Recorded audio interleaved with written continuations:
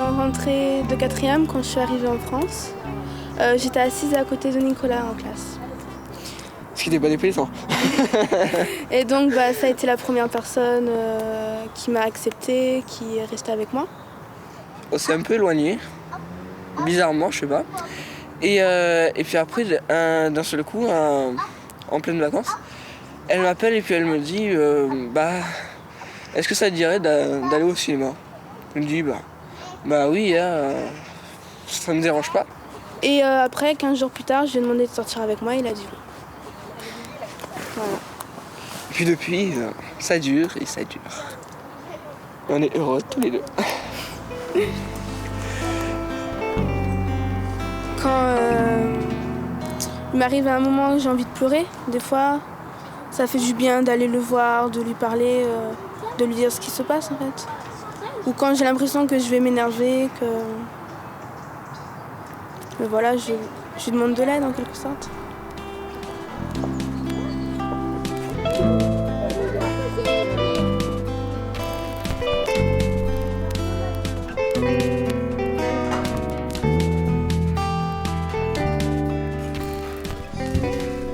Tu fais des frites, non?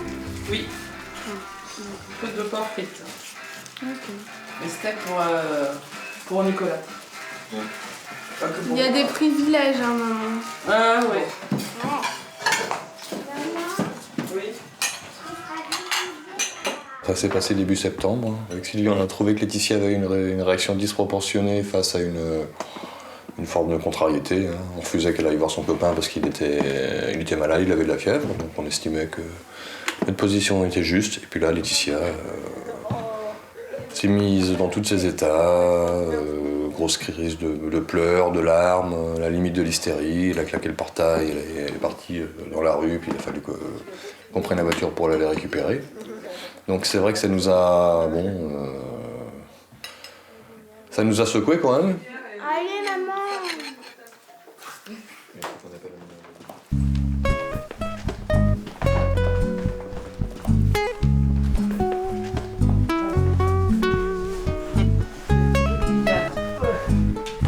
Alors là c'est juste avant le départ. François était déjà parti en fait en Guyane. Nous on allait le rejoindre. Donc Laetitia a fêté ses 7 ans. Je suis arrivée en Guyane en cours de CE1. Et dès que je suis arrivée, en fait, tout de suite, j'ai commencé à me faire des amis. 1 ou 2 mois après, je connaissais déjà beaucoup de monde. J'étais tout le temps dans un groupe. C'était très différent de ce que j'ai pu vivre ici quand je suis arrivée, en fait. Là on emménageait dans notre nouvelle maison à Cayenne. La dernière, quoi. Quand même. Ouais. C'est pas la petite maison, hein. Non, c'était une grande maison de plein pied. Avec une super grande terrasse, tu vois, là on garait la voiture, mais après t'avais une grande terrasse de l'autre côté. Et c'est là qu'on fêtait les anniversaires, entre autres. Le jardin était derrière. Et le jardin, c'est partie du jardin. Le retour en France, moi, j'en avais pas du tout envie. Même si après on a pris la décision ensemble avec Sylvie de rentrer, malgré tout, nos motivations n'étaient pas du tout les mêmes. Donc, puis moi, en plus, je suis arrivé en France, j'ai mis plus d'1 an à trouver du boulot, donc ça n'a pas été simple. On peut ajouter à ça les difficultés peut-être aussi pour rentrer pour développer un relationnel, tout simplement. Est-ce que c'était pas une forme de dépression? Probablement. Donc je pense être à même de pouvoir ressentir et peut-être même comprendre ce que Laetitia vit actuellement, quoi. Est-ce que c'est pas moi qui, par mon attitude, l'ai un petit peu plongé dans cette difficulté actuelle? Probablement. Je pense que j'ai mes responsabilités. Et voilà, donc le dernier carnaval qu'on a vécu là-bas, on l'a fait intensivement, sachant que c'était le dernier, on en a profité à fond. Ouais. Et là, il était très très drôle ce défilé. C'est en quelque sorte parce qu'il se sentait mal que j'ai commencé à me sentir mal et à refuser le retour en France.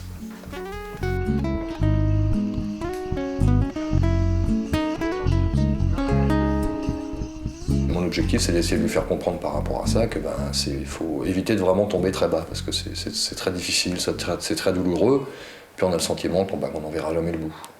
Donc ça nous a, à la limite, je suis un peu responsable de son état, mais malgré tout, ça nous a peut-être rapprochés, parce que depuis, Ça m'a aussi forcé à puiser un petit peu au fond de moi-même pour discuter de choses que je lui avais peut-être jamais, pas forcément confiées, mais dont je n'avais jamais parlé auparavant.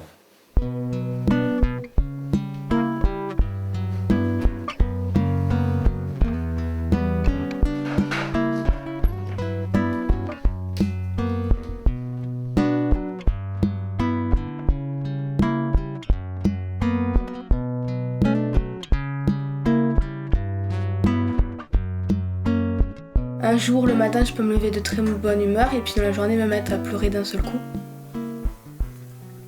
C'est souvent des contrariétés dues à mon copain en fait. Par exemple, quand je sais que je vais pas pouvoir le voir ce samedi ou dans la journée parce que je n'aurai pas de récréation par exemple, et ben, je peux me mettre à pleurer pendant 1 heure sans pouvoir m'arrêter. Et à me sentir très mal, à avoir des idées noires.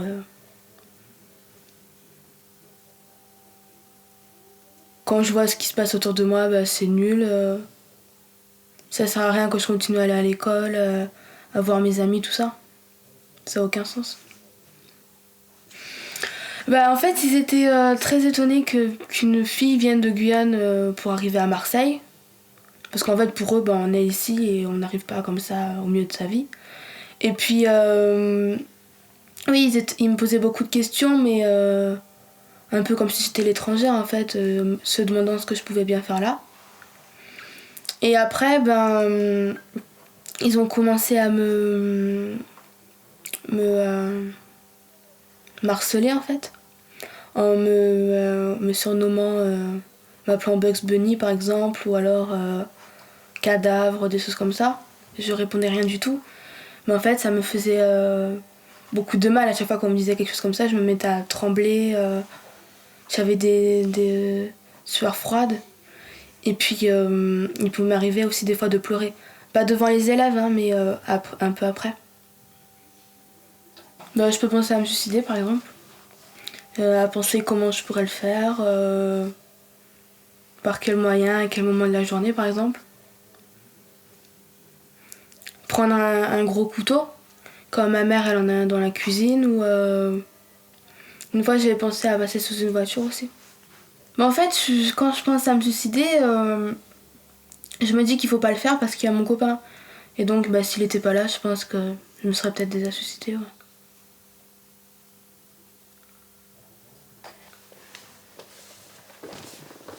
Je vais te raconter quelque chose, Laetitia. Tu veux que je te raconte ta petite carte, Laetitia? Ouais, viens te mettre là. Comme ça. Voilà. Laetitia. Sociable, très vive, adulte, dévouée, elle protège et rayonne. C'est terminé. Bah, c'est gentil d'avoir lu. En fait, je veux bien que de temps en temps, Laetitia ait un caractère joyeux. De temps en temps, elle a ce caractère. Sinon, je trouve bien qu'elle a le caractère difficile, moi.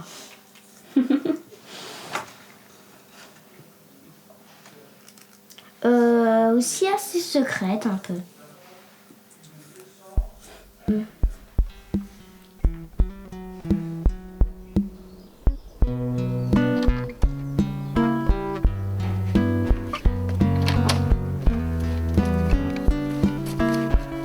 J'ai discuté avec Laetitia et elle m'a avoué ne pas se sentir bien depuis des mois.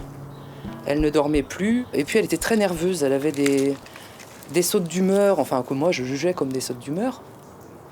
Importants dans la journée, elle était capable d'éclats de rire inconsidérés et puis dans les instants d'après, des pleurs à s'effondrer. Enfin, pour moi c'était effectivement une crise d'adolescence. C'est dur de voir son enfant souffrir. On n'a pas des enfants pour les voir souffrir, quoi. On leur souhaite le meilleur, on leur souhaite du bonheur, on leur apporte beaucoup et la voir souffrir comme ça me fait un mal énorme, quoi. J'étais très très fière d'elle malgré tout, hein, même si cette maladie très dur, hein, c'est un fait. J'étais très très fière du fait qu'elle prenne cette décision d'aller voir le médecin, enfin un psychiatre. En premier lieu d'abord qu'elle reconnaisse qu'elle était vraiment pas bien, qu'elle demande de l'aide et qu'elle y aille régulièrement. J'ai trouvé ça très très positif, bon nombre d'adultes ne le font pas. Ça me prouve une certaine maturité, je la pense justement sur la bonne voie. Bon, ce que j'attends bien sûr de ces rendez-vous, c'est d'aider Laetitia pour qu'elle se connaisse au mieux. Hein, pour qu'elle apprenne en fait à connaître ses capacités, ses limites, hein, reconnaître les symptômes de la maladie, savoir quand est-ce qu'il y a un cri d'alerte, et puis, le cas échéant, en fait, adapter son comportement pour que les choses ne s'aggravent pas et même que ça aille beaucoup mieux.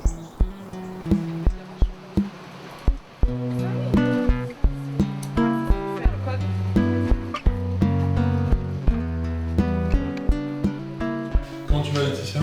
Bon, ça va là. J'ai eu moins de moments de baisse de morale, on va dire. Ouais, c'est ça surtout. Ouais. Mais bon, il y a eu quand même un moment. J'étais sur la passerelle au 4e étage, au lycée. Et donc je regardais en bas en fait. Et j'avais envie de sauter. Mais bon, ça s'est reproduit lundi dernier encore, mais j'ai pas envie de sauter parce qu'en fait j'ai peur d'avoir mal. Si j'étais sûre de pouvoir sauter et de me tuer directement sans me faire mal, je voudrais bien, mais j'ai peur d'être blessée ou alors d'être handicapée à vie par exemple. Non, j'y pense plus là. D'accord. Ouais. C'est juste ce moment. Ça traduit vraiment ça quand même, une possibilité que au moment présent, là comme ça, l'humeur se déstabilise et que tu vois la passerelle et que tu as envie de faire un geste. Ouais, alors que le jour d'avant tu es bien moralement par exemple, et le jour d'après tu peux être bien aussi. Ouais, je vois aussi à propos de mon père qui n'a pas réussi à trouver de travail, qui ont parfois des fins de mois difficiles. Je me dis si ça m'arrive aussi plus tard, je vois pas à quoi ça sert de continuer en fait. Hein. Pour moi ça sert à rien. Et ça m'arrive souvent, je me dis ça en fait. Tu t'inquiètes un peu pour ton père en ce moment, tu m'avais déjà parlé de ça la dernière fois. Et ça peut être des événements, ce qu'on appelle nous dans notre jargon, des événements un petit peu favorisants, qui provoquent justement ces pensées-là. Mais je vais prendre un peu le contre-pied de ça. Qu'est-ce qui te fait plaisir en ce moment? Regarde là par exemple, depuis que tu es arrivé, il y a une rencontre avec ton ami, donc c'est quand même non négligeable. Hein. C'est sûr, ouais. Ouais, mais bon, lui, c'est un peu comme moi, c'est, je trouve un peu au-dessus des autres, différent. On a été mis un peu à l'écart, donc c'est pas le même comportement, pas la même façon de voir les choses, ni de réfléchir. Le fait que tu sois rejeté du groupe, parce que tu l'inities aussi, parce que tu participes pas au groupe, hein, oui, volontairement tu te mets de côté. Oui. Est-ce que ça te fait pas un peu souffrir quand même? Pour moi, ça paraît complètement très important de faire partie d'un groupe. C'est pas... Et ça rejoint un peu ce qu'on disait tout à l'heure. Peut-être que si tu arrives à remplir un peu autour aussi, remplir, c'est créer d'autres réseaux, d'autres relations. Le copain, c'est très important, hein. Je conteste pas ça. Mais ça ne sera pas que ça, quoi. Et il ne faut pas d'ailleurs que tu fasses jouer ce rôle à ton copain. Sinon, tu vas être dans cette relation un peu de dépendance tous les deux, tu vas t'isoler un peu des autres, et quand il n'est pas là, ça s'interrompt un peu, tu es prête à faire des bêtises, quoi. Hein, c'est pour ça qu'il faut qu'on arrive à ouvrir un peu ça. C'est le moment où toi tu as plutôt envie de te replier sur les gens sur qui tu comptes, tes parents, ton copain, mais il faut ouvrir un peu. C'est un peu ça le but. Ok? D'accord. Bon, on va arrêter là ce soir. D'accord. Hein? Ouais. La semaine prochaine? D'accord. Hein? Ok? Merci. En sortant, en fait, je me sens très fatiguée, mais aussi contente parce que j'ai l'impression d'avoir accompli quelque chose quand même. D'avoir pu raconter ce qui s'était passé durant la semaine, mon mal-être. Donc après, ça me permet de réfléchir, de relativiser un peu les choses et de comprendre aussi.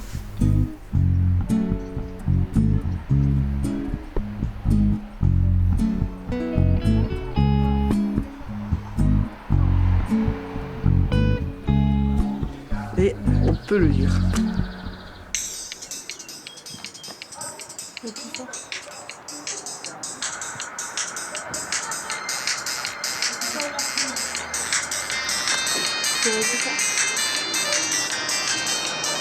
Ouais, c'est bon.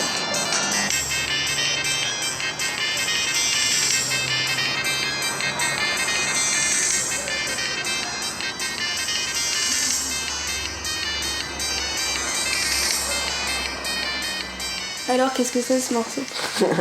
Ode à l'amour. Et pourquoi tu l'as fait? Pour toi. Oui, mais ça représente quoi en fait? Un cœur qui bat de plus en plus vite et qui s'emballe.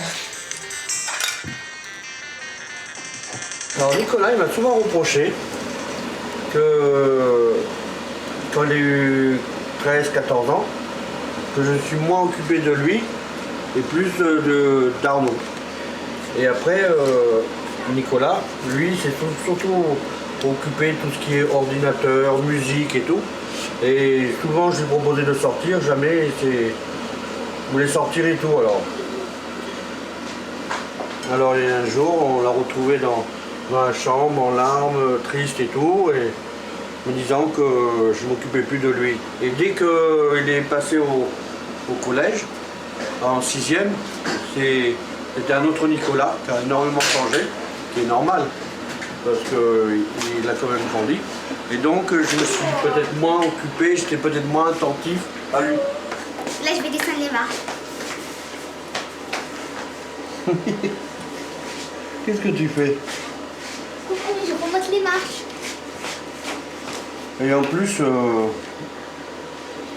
Ah, je descends l'escalator. Nicolas, Je descends l'escalator. c'est un enfant qui a toujours été un peu autonome. Et que ce soit au niveau du travail et tout, là, des fois il le fait tard. C'est sûr que c'est un enfant à qui on a fait confiance, à qui j'ai pu le laisser tranquille. Peut-être, je m'en suis peut-être pas aperçu avant. Oui, quoi? Tu veux faire des steaks? Aucun problème, ils sont où? Alors d'abord tu mets le beurre, là. Tu mets le beurre là. Combien? C'est bon? Tu peux encore la retourner, vas-y. Doucement, doucement. Et ouais, fallait le faire avant. Voilà. Et ouais. Aïe. Voilà, c'est bon. Voilà. Chantal, on va passer à table. C'est bon. Arnaud, à table. Comme ça, on s'assoit là, non? Voilà. Oui, oui, oui. Avec Je place aujourd'hui. Tu manges, hein, tu gaspilles pas. Hein. encore une. S'il te plaît, mon magique. Voilà. C'est bon? Un bout entier ou ben, je le coupe dans La un moitié. avec le couteau. tu le coupes. Ça peut être pratique. Hein. Attends. Tu veux aussi de ça? Quoi? Et devoirs, ça en est où? Fini. Parlons des choses qui fâchent. Non, le livre. Mon passant, tu vas pas terminer. Bon, ça va, c'est un livre. Hein. Et alors, il faut le lire. 40 pages, il faut les terminer. T'as raison, hein. Mon passant, mais je peux passer.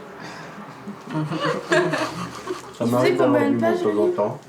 Bon, ben, au revoir, la jeunesse. À la prochaine. Au revoir. Ah, ouais. Au revoir. Allez. À la prochaine. Hein.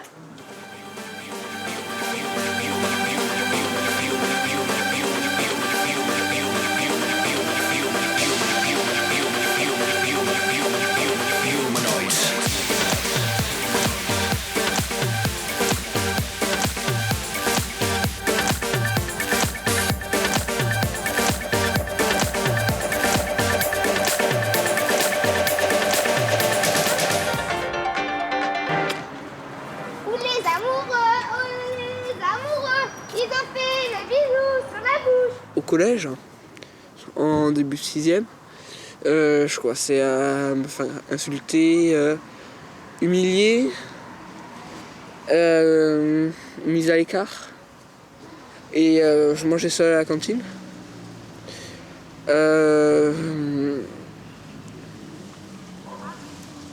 Après, à partir d'un certain moment, je commençais à me faire frapper par tout le monde.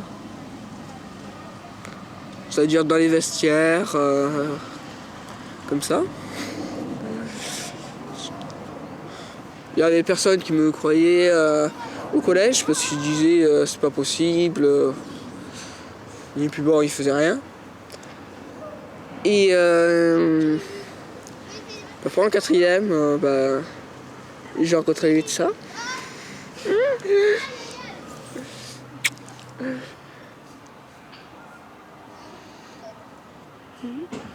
Et après, de là a commencé une superbe aventure. Elle m'a aidé à reprendre confiance en moi. Voilà. à moins me dévaloriser et à me réapprendre à aller vers les autres.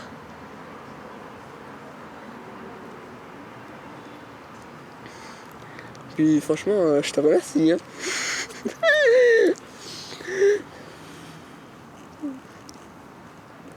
C'est bon, sans toi...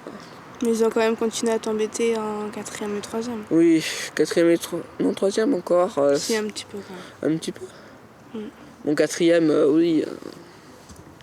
Encore, mais bon. Après que le début 3e, et puis après, tranquille. Mais après, c'était moi. Ouais, après, c'était toi. Au départ, j'avais envie de me révolter, mais après, comme je trouvais que ça servait à rien, je me suis dit c'est normal. Donc, en fait, j'étais un peu comme une bombe à retardement, quoi. Je prenais tout sur moi, et puis après, de temps en temps, je pleurais pendant des heures, quoi. Puis après, j'ai commencé à avoir des idées noires avant les grandes vacances. En 3e. Ouais, en 3e, là. En fin de 3e. Puis, je trouve ça à me dire que ça servait à rien de vivre si j'étais pour se faire emmerder. Parce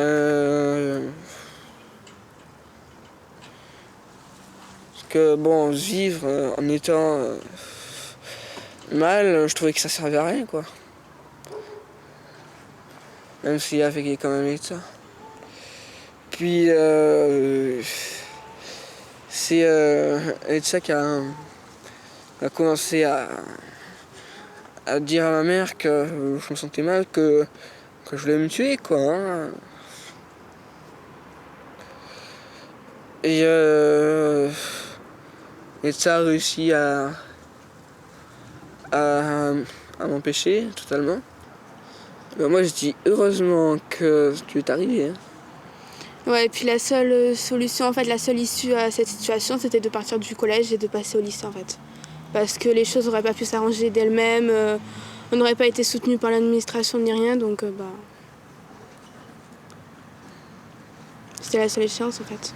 Ouais, ça, c'est sûr.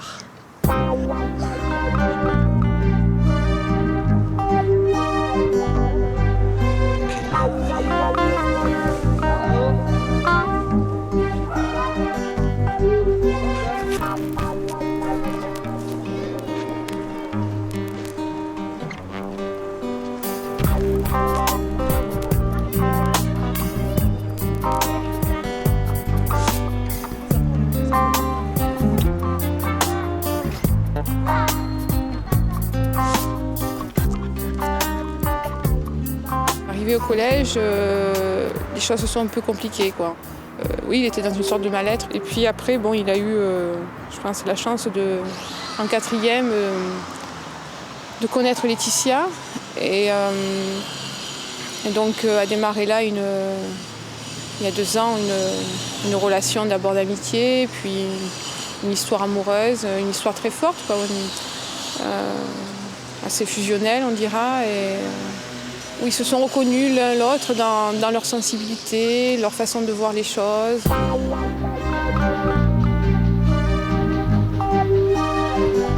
C'est jamais quelque chose de facile à gérer et à vivre au quotidien pour un parent quand on a un ado qui n'est pas forcément ravi d'aller en cours, qui revient le soir, qui est énervé, qui est mal, quoi. Et puis à d'autres moments, ça peut être des paroles, une parole qui peut être lâchée